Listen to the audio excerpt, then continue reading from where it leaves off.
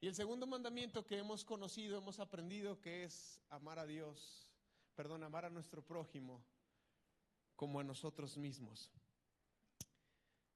Y mira, la Escritura está llena de esto porque el trato que le damos al prójimo, el trato que le damos al que está cercano a nosotros, al que duerme al lado de nosotros, al que vive bajo nuestro mismo techo, es el mismo trato que le damos a Dios. Por ejemplo, Mateo 25, no lo vamos a leer porque es un texto muy largo, pero también es un texto muy famoso.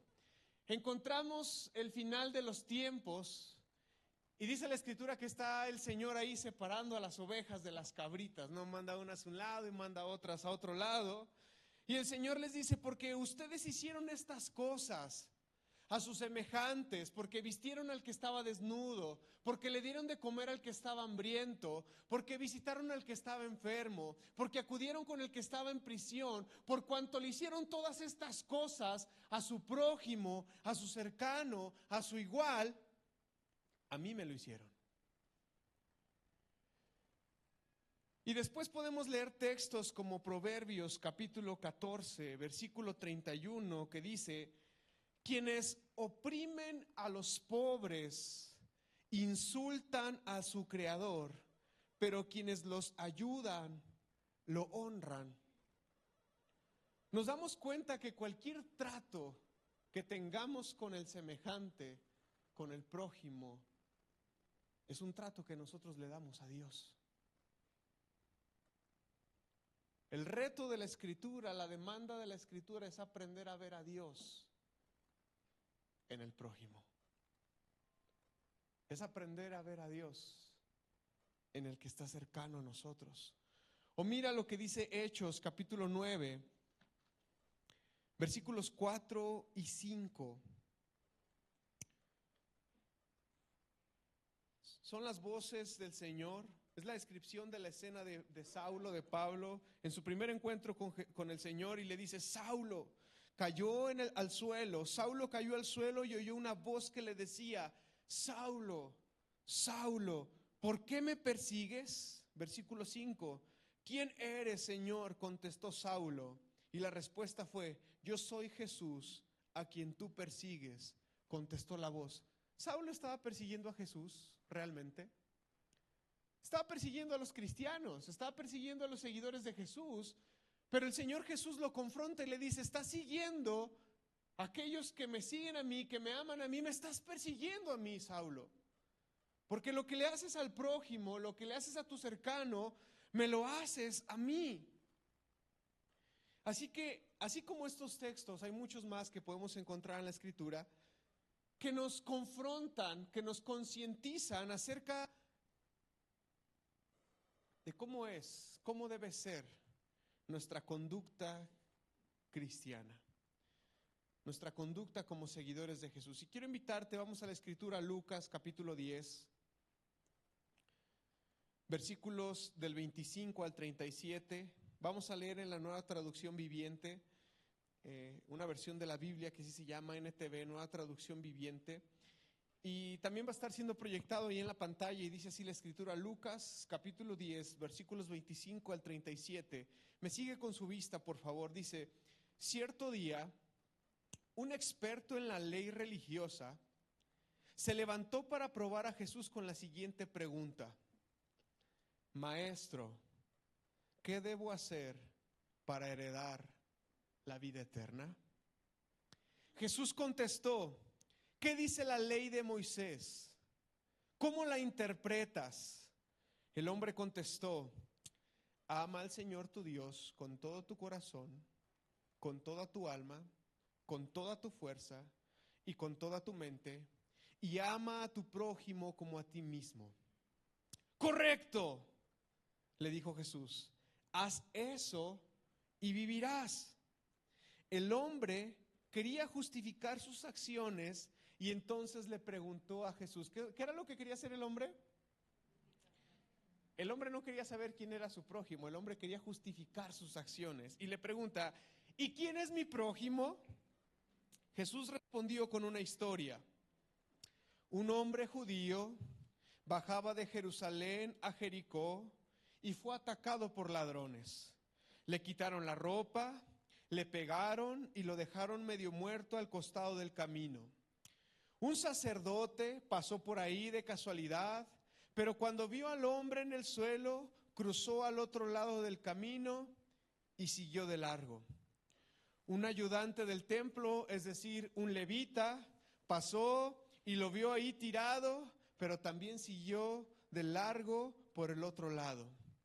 Entonces pasó un samaritano despreciado y cuando vio al hombre, sintió compasión por él. Se le acercó y le alivió las heridas con vino y aceite de oliva y se las vendó.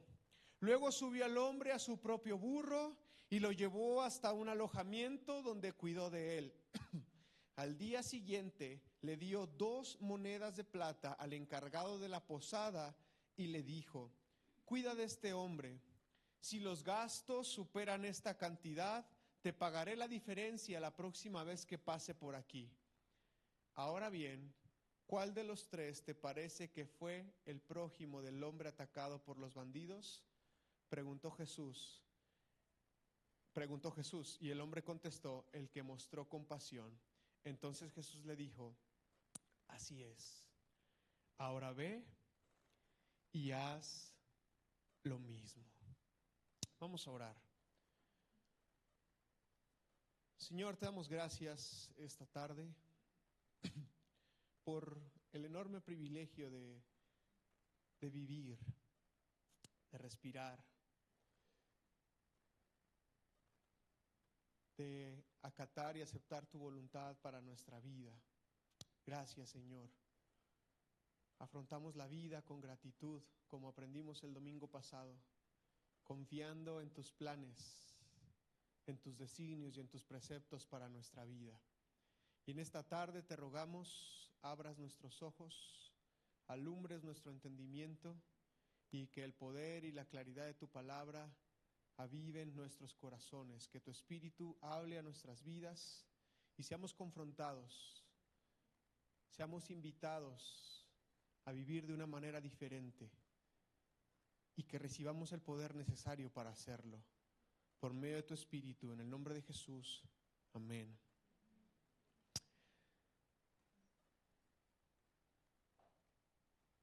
No se puede leer, ni se puede entender claramente la parábola del buen samaritano si no la leemos en su contexto directo, que ya lo leímos nosotros. Para entender esta parábola es necesario entender el diálogo que Jesús está teniendo con el maestro de la ley religiosa, con el intérprete de la ley.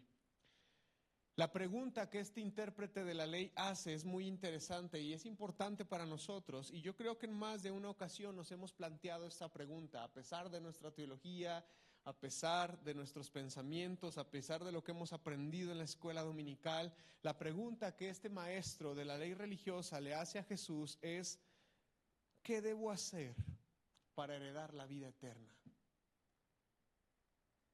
¿Qué tengo que trabajar? ¿Qué tengo que producir? ¿Qué tengo que hacer con mis manos, con mi boca? ¿Qué tengo que hacer para ganar la vida eterna, para recibir la vida eterna? Y sabes que esta es una pregunta válida.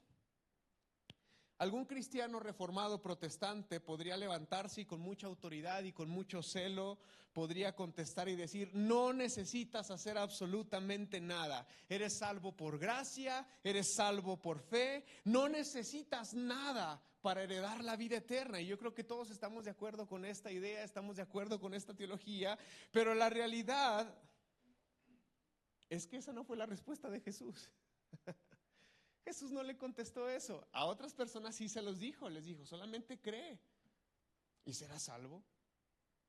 Pero este hombre le hace esta pregunta y partiendo de su corazón, el Señor Jesús no le contesta: solamente tienes que creer, solamente tienes que confiar, sino que la respuesta del Señor Jesús es: ¿qué dice la ley? La que tanto defiendes, la que tanto dices practicar, la que tanto estudias, la que tanto enseñas, ¿qué dice la ley?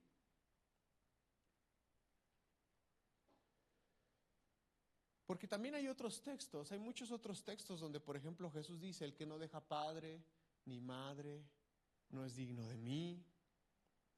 O está el texto del joven rico, que el Señor Jesús sabía que era, dice el texto, que era justo en todo lo que hacía. Entonces Jesús le dice, pues lo único que te falta, lo único que tienes que hacer es vender todo lo que tienes.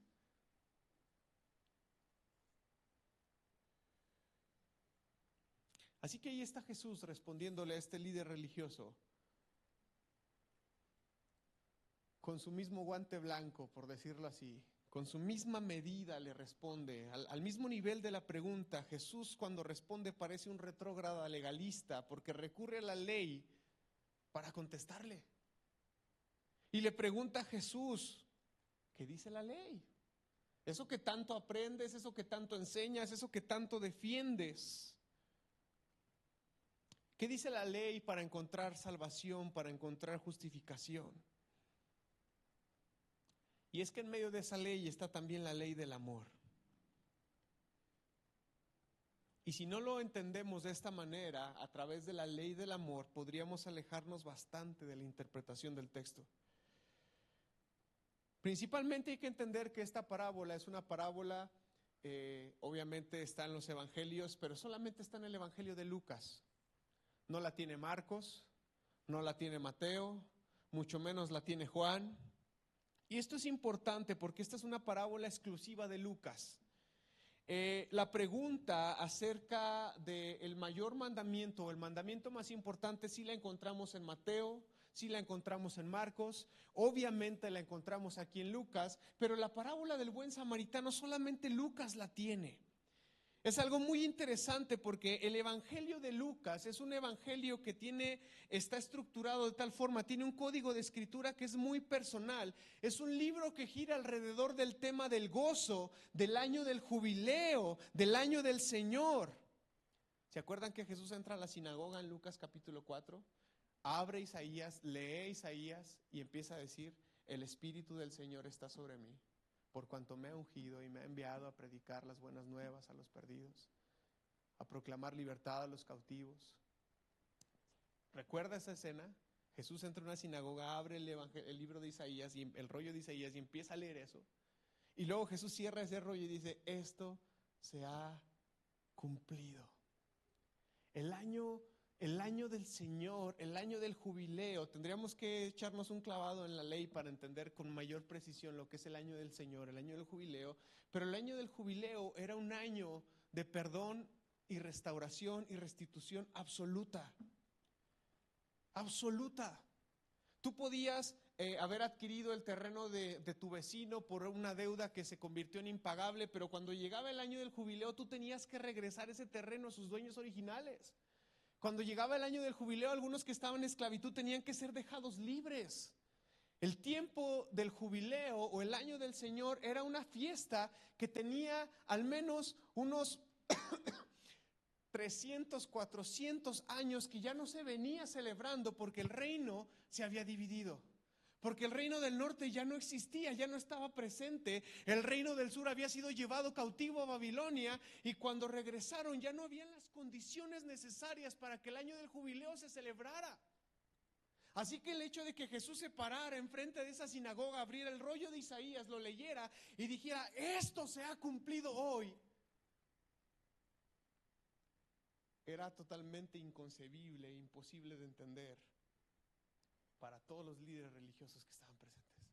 Pero Lucas lo entendió y Lucas escribe el Evangelio de Lucas bajo ese código, bajo el entendimiento de que el año del Señor, el año del jubileo, el año del perdón, el año de la restitución está aquí y ahora.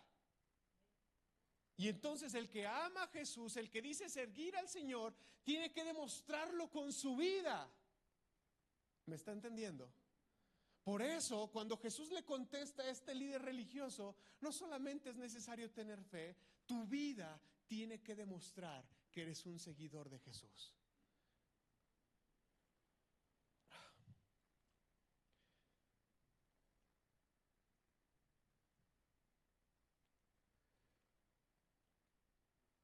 Para Lucas es necesario enfatizar una salvación completa, una salvación que está acompañada de fruto, evidencia, que testifique, que demuestre que realmente eres un seguidor de Jesús, que realmente has sido salvo, que realmente has recibido la vida eterna, no que la recibirás, sino que la tienes ahora.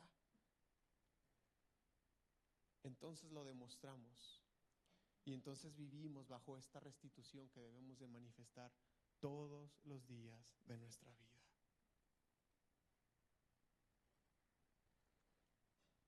¿Haciendo qué cosa heredaré la vida eterna? Es la pregunta que le hacen a Jesús. Y Jesús, conociendo el corazón de ese líder religioso, sabiendo que la pregunta es para probarle, sabiendo que la pregunta es para tenderle una trampa, Jesús, conociendo su corazón, lo encara y le dice: ¿cómo está escrito en la ley? ¿Cómo la interpretas? ¿Cómo la entiendes? ¿Qué es lo que le dice el Señor? No lo sé, dímelo tú deberías de saberlo, ¿verdad? Ahí está Jesús en un aparente al tú por tú con este líder religioso. Y él le contesta, ¿qué es lo que le contesta? Versículo 22.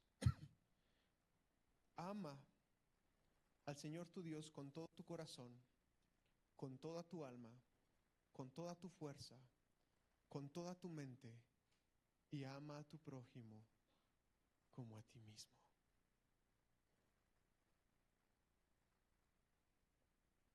¿Y qué fue lo que Jesús le dijo? Correcto. Ahí está la clave de todo. Ahí está el cumplimiento de todo. ¿Quieres vida eterna? Haz eso. Ama a Dios. Vive para amarlo. Vive para honrarlo, para respetarlo, para guardar sus mandamientos, para guardar sus preceptos, y ama a tu prójimo. Ámalo a tal grado que seas capaz de ver a Cristo en él, que seas capaz de ver a Dios en él. Ama a tu prójimo. Haz esto y vivirás. Pero ¿sabes qué, mi hermano? Enunciar esto, saber esto, no es el problema del creyente, porque yo estoy seguro que al menos todos los que estamos aquí ya lo sabíamos. O la gran mayoría de los que estamos aquí ya lo sabíamos. El problema no es saberlo, el problema no es enunciarlo, el problema del creyente es la falta de práctica de esto. ¿Me está entendiendo? Es la falta de la práctica de esto. Se enuncia el primer mandamiento, se enuncia el segundo mandamiento, se debe amar a Dios, se debe amar al prójimo. ¿Y qué es lo que le dice Jesús? Haz esto y la vida es tuya. Haz esto y la vida eterna es tuya. La recibes. ¿Hacer qué, hermanos? ¿Hacer qué? Amar. Amar a Dios, amar al prójimo. Y es que amar es donde reside la verdadera dificultad del pecador. Con dificultad amamos. Si nos cuesta amar a los que están debajo de nuestro mismo techo, ¿cuánto más nos cuesta amar a los que están afuera?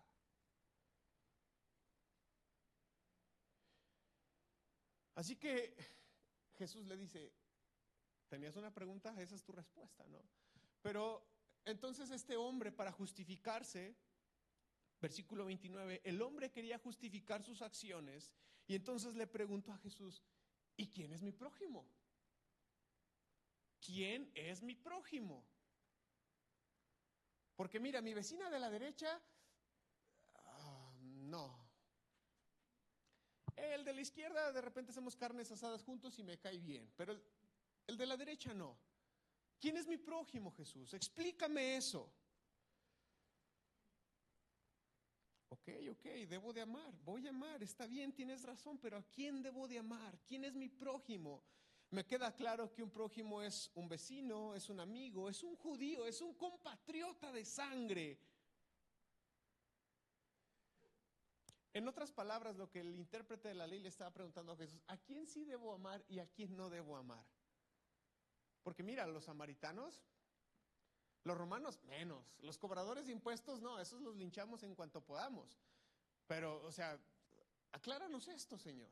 ¿A quién sí y a quién no debo amar?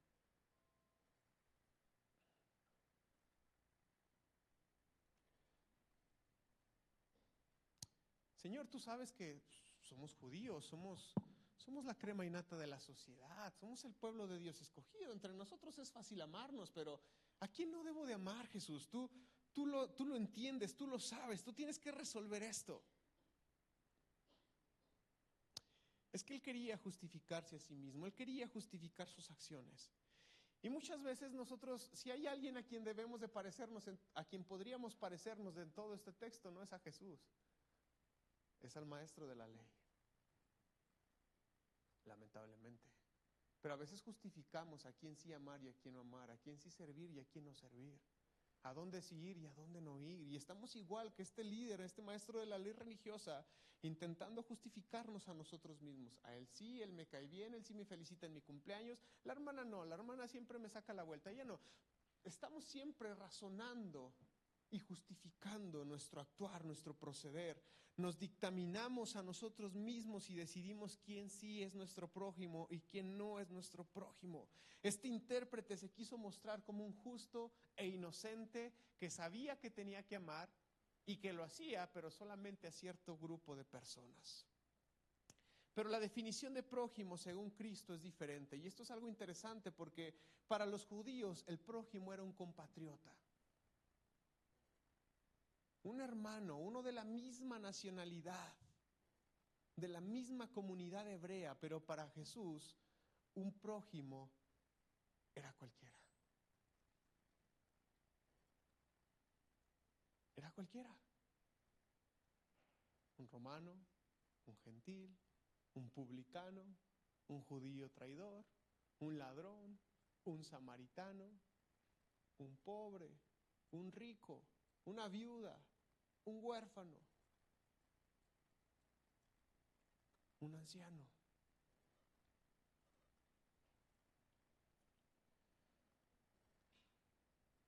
El prójimo es cualquier otro hombre o cualquier otra mujer, independientemente de la nación o religión. Es aquella persona con quien nosotros tengamos la oportunidad de encontrarnos. Y entonces Jesús tiene que lanzar esta parábola para explicarle a este gran maestro de la ley quién es el prójimo.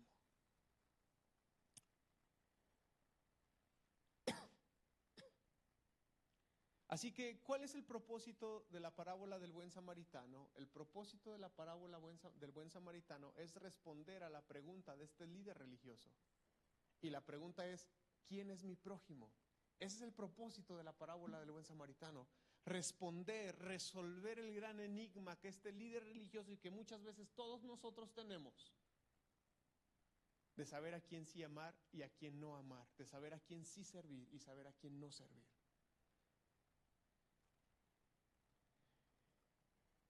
En esta parábola nosotros encontramos que ni el sacerdote ni el levita habían entendido la esencia principal de un texto que dice, porque misericordia quiero y no sacrificio.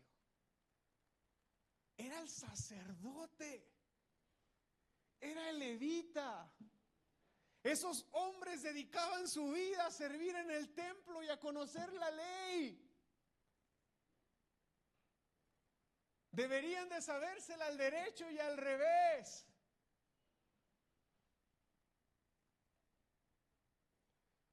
Pero parece ser que no habían entendido el misericordia quiero y no sacrificio. Ellos venían descendiendo del templo e iban bajando hacia Jericó. Lo más seguro es que ellos habían terminado sus labores en el templo porque habían 24 órdenes sacerdotales y una orden sacerdotal servía 15 días al año, de tal manera que las 24 órdenes sacerdotales cubrían todo el año de servicio en el templo. Está bien chido su trabajo. Iban 15 días al año al templo y se acabó. Bueno, también tenían que ir en las fiestas solemnes. Todos los sacerdotes se juntaban a servir, como por ejemplo en Pascua.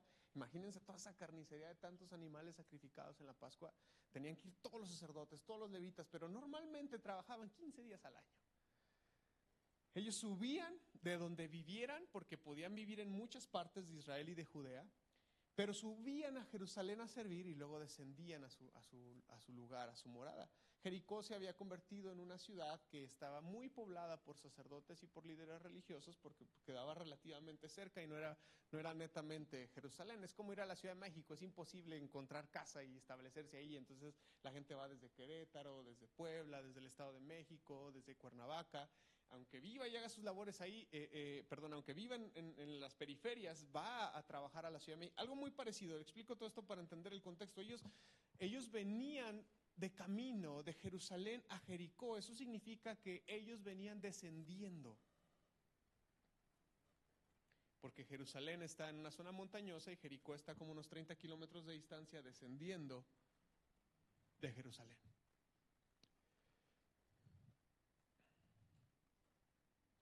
Jericó era una ciudad que se encontraba debajo de Jerusalén, a unos 30 kilómetros de distancia aproximadamente.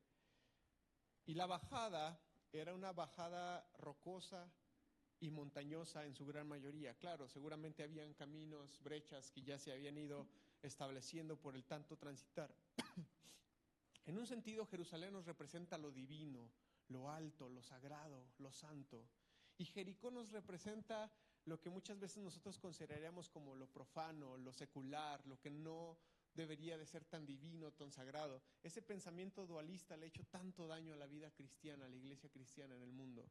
El decir, esto sí es sagrado, esto no es sagrado. El que el sacerdote y el levita dijeran, estar en el templo es servir a Dios, estar en el templo es honrar a Dios, pero cuando salgo de ahí, en mi camino hacia Jerusalén, nada de lo que yo haga es sagrado ni es importante. Esa mentalidad es la que hizo que ellos ignoraran a su compatriota judío, golpeado, asaltado, dejado medio muerto.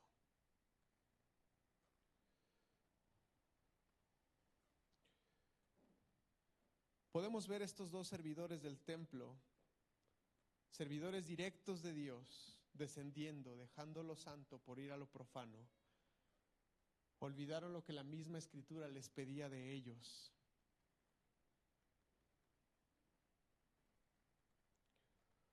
Porque la ley les demandaba expresamente que se comportaran de manera contraria como ellos lo habían hecho. De hecho, la ley decía que deberíamos de tener cuidado aún de las bestias del campo y de los animales del prójimo. Y si eso era con los animales del prójimo, ¿cuánto no más con los hermanos? Por ejemplo, ¿qué dice Deuteronomio 22:4?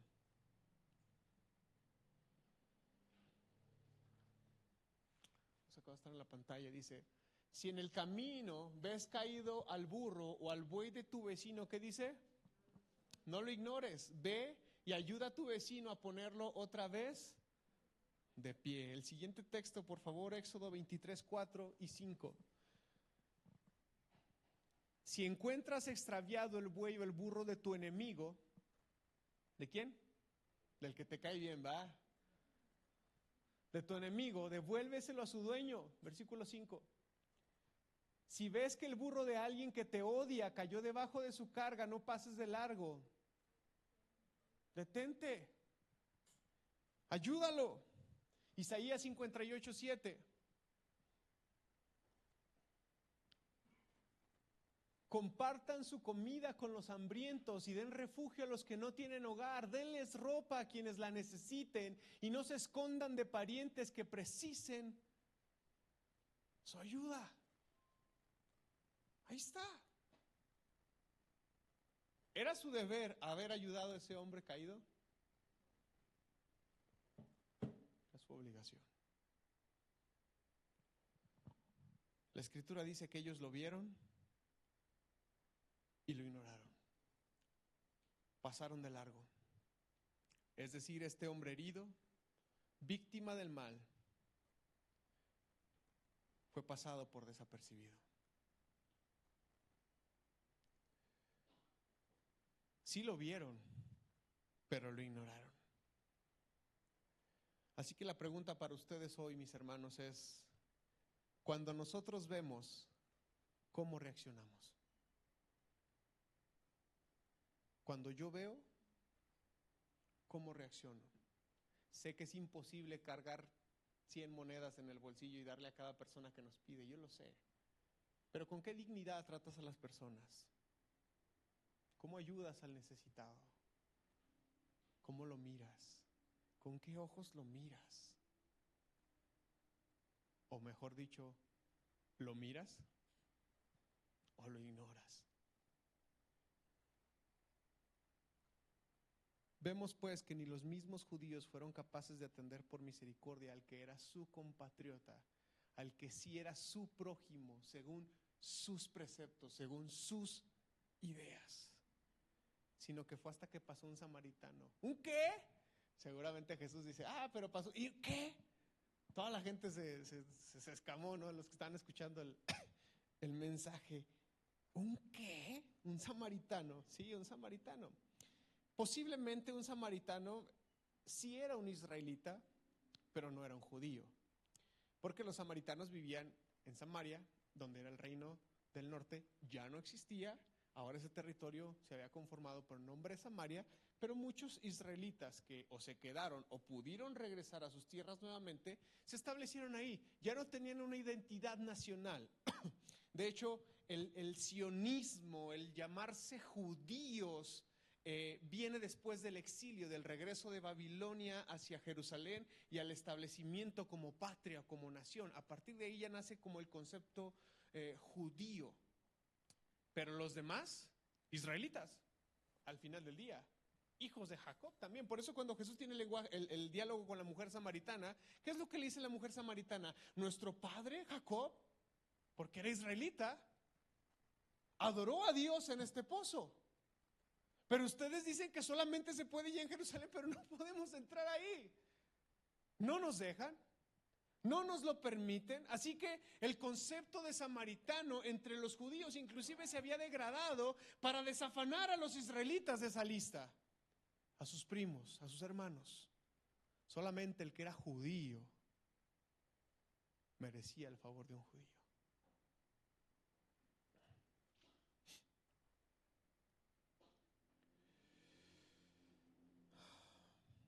Eso es un samaritano. De hecho, vamos a poner Juan 8:48.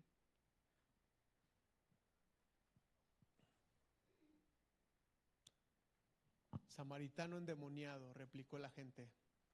No veníamos diciendo que estabas poseído por un demonio. La palabra samaritano la usaban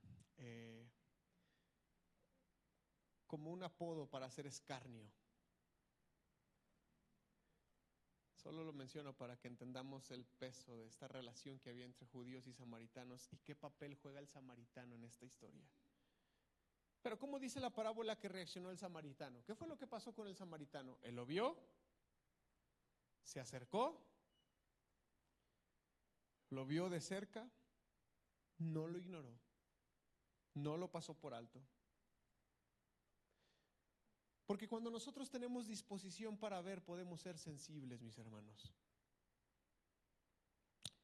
Hermano, no seas indiferente, no seas lejano.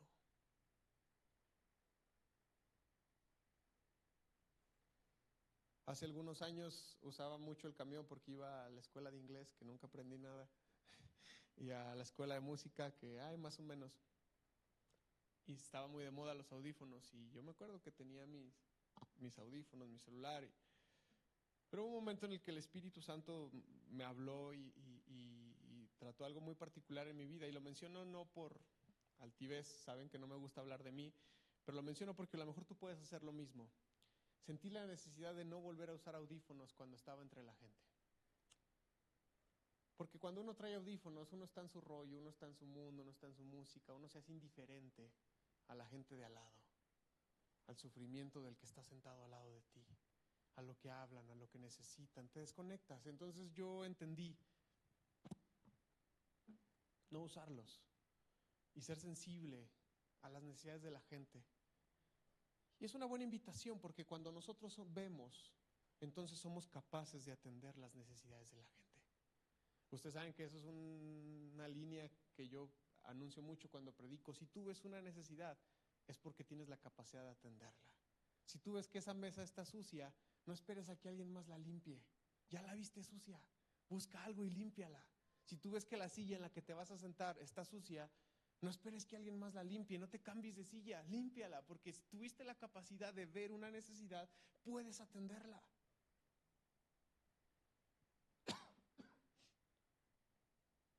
No seas indiferente, no seas lejano de la gente, no seas lejano de tus hermanos dentro de esta comunidad de fe, dentro de esta iglesia, pero tampoco seas lejano de la gente de afuera. Cuando termine el culto, no te apresures en irte para no saludar a nadie. Escucha a la gente, saluda a la gente, abraza a las personas. Aquí hay un montón de necesidad, igual que afuera. No es posible que seamos cerrados a escuchar a nuestro prójimo.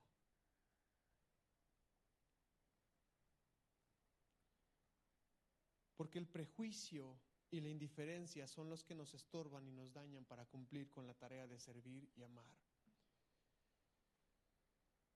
Este samaritano sí se acercó, este samaritano sí vio, y entonces fue movido a misericordia. La palabra misericordia en la Biblia siempre tiene que ver con un revolver aquí adentro. Eso significa misericordia. Fue movido a misericordia, un revolver aquí adentro. Sin duda el sacerdote y el levita tuvieron sus excusas. Pudieron haber dicho, no era un lugar seguro ahí, si yo me detenía, o a lo mejor yo también iba a ser víctima, o a lo mejor lo habían dejado ahí plantado para que justamente uno se acercara y después te asaltaran. Sé que vivimos en un México terrible, hermanos, lo sé, pero eso no tiene que cauterizar nuestro corazón y hacernos indiferentes a las necesidades de la gente. Sé que a veces uno dudaría si se para en la carretera a ayudar a un carro que está ahí, lo sé porque lamentablemente vivimos en un país donde nuestra vida corre peligro, hermano, pero no permitas que eso cauterice tu corazón para ser sensible a las personas. Y seguramente estos líderes religiosos pudieron haber tenido miles de excusas. Ya vengo de servir, ya estuve 15 días sirviendo a Dios, que alguien más lo haga, ya voy de regreso a mi casa, estoy cansado, lo que sea.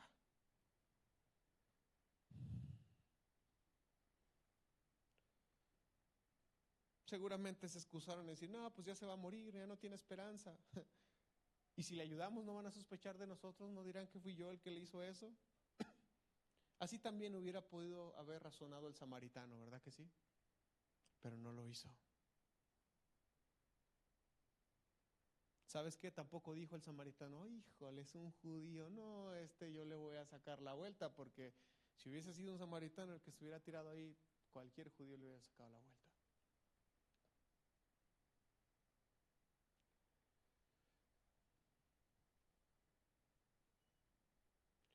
Si ellos no tienen trato conmigo, ¿por qué yo tendría un trato con él? Pero hay que dejar las excusas de lado, mis hermanos, porque el que es capaz de ver es capaz también de atender. Este samaritano sacó vino, sacó aceite, limpió sus heridas, cubrió su desnudez, le montó en su cabalgadura, en su burrito, lo llevó a un lugar seguro, lo llevó a un mesón, lo llevó a un lugar de descanso, un lugar de cuidado, y ahí le cuidó todo ese día. Ahí se quedó. Al día siguiente quizás tenía que irse, dejó dinero, cuídamelo, por favor.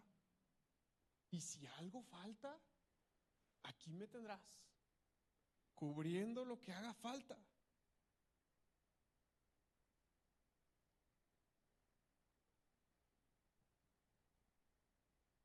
Seguramente este samaritano estorbó su ruta. Seguramente este samaritano estorbó su trabajo, su trayecto. Seguramente echó a perder su récord de inasistencias de toda la vida al trabajo. Seguramente afectó a su economía, porque no solamente le brindó tiempo, le brindó dinero. Seguramente afectó sus planes, pero aún así el samaritano no abandonó a su prójimo. El que da cosas externas da algo externo de sí mismo, mas el que da compasión y lágrimas da algo de su mismo ser.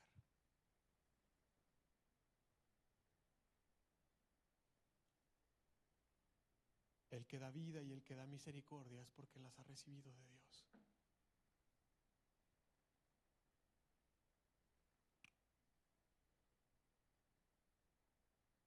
Es necesario que cuando tú te conviertas, es necesario que cuando tú te bautices, lo haga tu agenda y tu cartera también.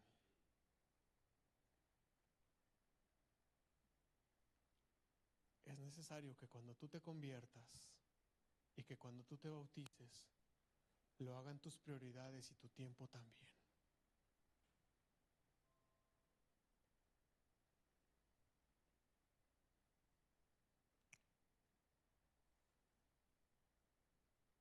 Jesús es este samaritano, rechazado y menospreciado por los judíos. Jesús es nuestro prójimo. Es el único que tiene vino y aceite y es el único que puede pagar por nuestros cuidados. Aleluya. El mesón es la iglesia. Es el lugar donde el Señor nos ha traído para ser cuidados, pero también para nosotros cuidar a otros, sanar a otros, acompañar a otros, con la firme promesa de que cuando Él venga, Él pagará todo lo que se hubiera invertido en cuidado y en amor hacia los otros. ¿Cuántas veces he escuchado tanto tiempo en la iglesia, tanta inversión, tanto esto, tanto aquello? Afortunadamente no en mi familia directa. Mira lo que dice Proverbios 19, del 16 al 17.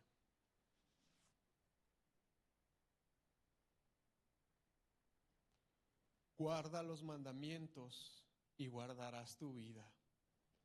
Desprécialos y te llevarán a la muerte. Si ayudas al pobre, le prestas al Señor y Él te lo pagará.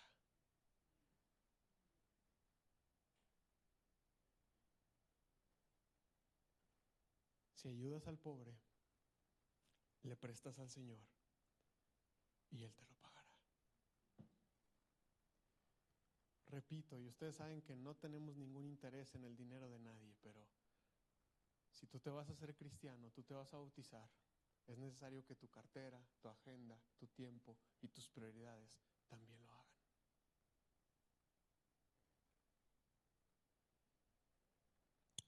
La parábola termina y dijimos que el concepto que estaba en juego aquí era el concepto de qué es prójimo, quién es el prójimo, ¿verdad que sí? Ya voy a empezar a aterrizar todo, mis hermanos, no se me estresen.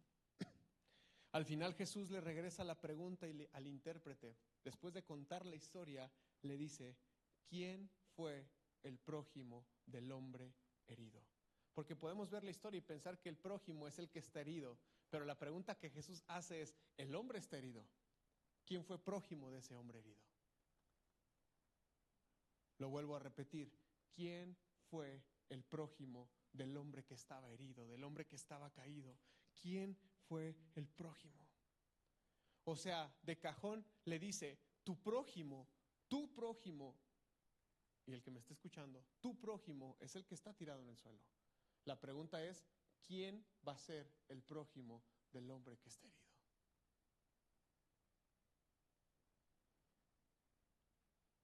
¿Cuál de estos tres hombres eres tú?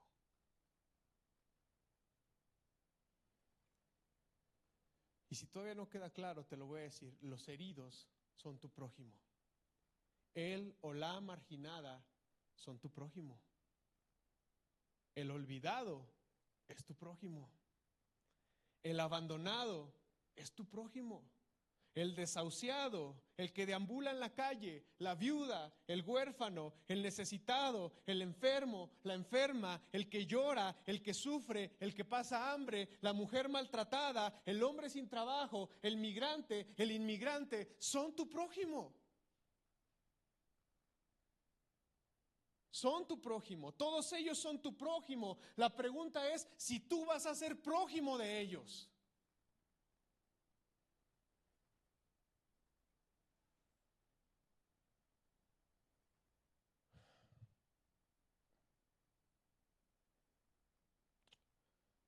Entonces Jesús obliga a este maestro de la ley religiosa a reconocer que el que había actuado de la mejor manera no eran los judíos, era el samaritano. Ese pueblo que ellos odiaban y que ellos menospreciaban estaba más cerca de heredar la vida eterna que un judío mismo.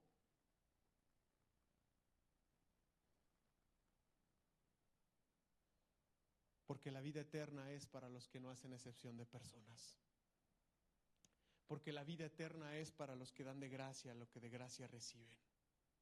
Porque la vida eterna es para los que aman a Dios y son capaces de amar a su prójimo también. El hombre herido era el prójimo del sacerdote, del levita y del samaritano, pero solamente el samaritano decidió hacerse prójimo del hombre herido. En un cierto sentido yo decido quién es mi prójimo, pero en un sentido más profundo yo decido hacerme prójimo de alguien más. Así que Jesús termina este diálogo de una manera bien contundente. ¿Qué es lo que le dice? Ve y haz tú lo mismo. ¿Quieres vida eterna? ¿Quieres la eternidad?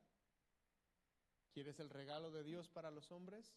Ve y haz tú lo mismo. Qué enseñanza tan exquisita e incomparable. Y no me refiero a esta predicación, me refiero al mensaje de Jesús.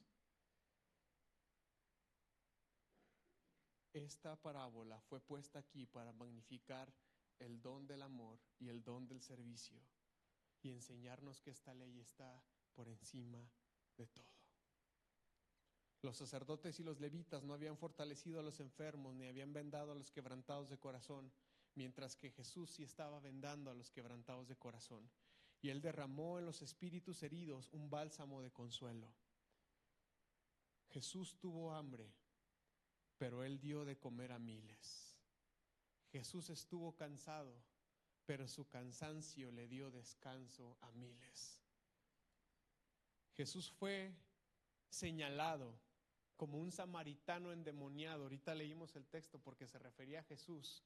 Jesús fue señalado como un samaritano y como un endemoniado, pero Él salvó a aquel que descendió de Jerusalén y cayó entre ladrones. Hay una frase que aprendimos en el discipulado que dice algo más o menos así: amar a todo el mundo no es tarea para mí, pero mi tarea sí es amar a quien tengo cerca. ¿Me escuchó bien? Voltea a tu lado. Ahí es a quien tienes que amar, ahorita, aquí y ahora. Estás en el camión, agarrado en el tubo, chocando con alguien al lado. Esa persona que está ahí es tu prójimo. Tienes que amarlo.